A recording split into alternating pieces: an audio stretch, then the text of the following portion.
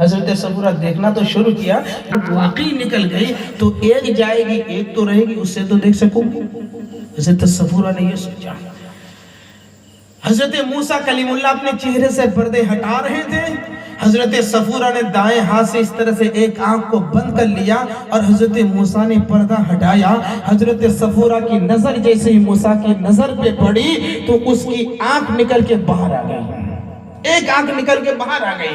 اور حضرت صفورہ کی جب بائیں آنکھ باہر نکل کے آ رہی تھی، آنکھ نکلنے میں ان کو اتنا مزہ آ رہا تھا، فوراً دائیں آنکھ سے اپنا ہاتھ ہٹا لیا، ہاتھ ہٹا لیا۔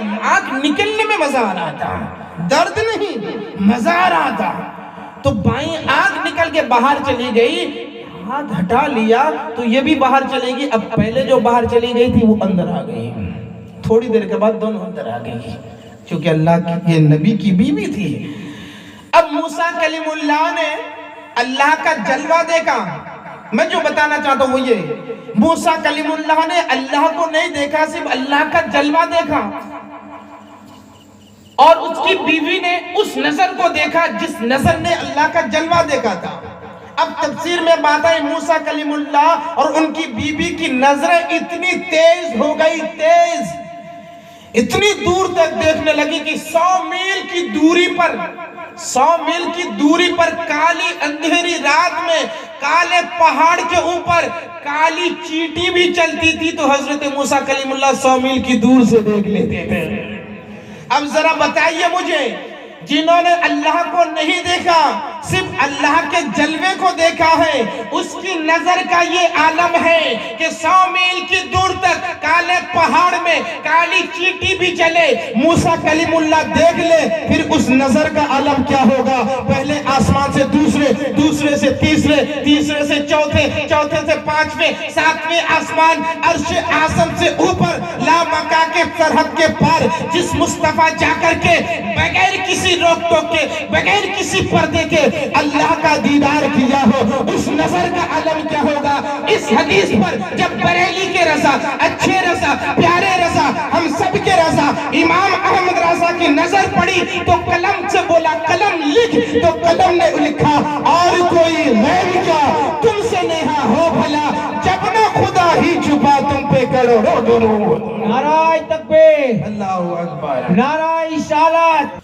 بتائیے جس نظر سے خدا بھی نہیں چھپا، عالم الغیب والشہادہ، غیب والی چیزوں میں سب سے بڑی غیب چیز اللہ کی ذات ہے، کسی نے دیکھا؟ نہیں، سب سے بڑی غیب چیز اللہ کی ذات ہے۔ اس غیب والی چیز جو اللہ کی ذات ہے وہ بھی نگاہ مصطفیٰ سے نہیں چھپی، تو پھر یہ دنیا کی چیز کی حقیقتیں کیا ہیں؟ پھر اس حرام خور نے کیسے لکھ دیا؟ اس کے ہاتھ میں لقوہ نہیں لگ گیا جب بھی قلم چلایا کہ دیوار کی اس پر کیا ہے، نبی کو خبر نہیں۔